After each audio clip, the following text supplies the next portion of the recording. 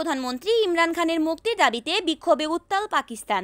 মঙ্গলবার লাহোর, করাচি সহ বিভিন্ন শহরে বিক্ষোভ করেন তেহরিক ইনসাফ পিটিআইয়ের শত শত নেতাকর্মী।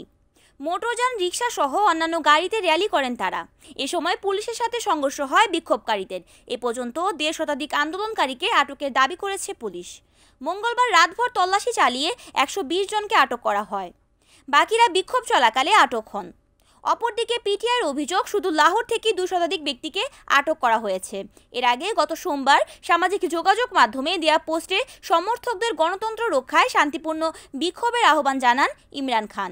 ২০২২ সালে সেনাবাহিনীর সঙ্গে টানাপোড়েনের পর পার্লামেন্টে অনাস্থা ভোটে ক্ষমতাচ্যুত হন ২০১৮ সালে নির্বাচন বিজয়ী সাবেক ক্রিকেটার ইমরান খান।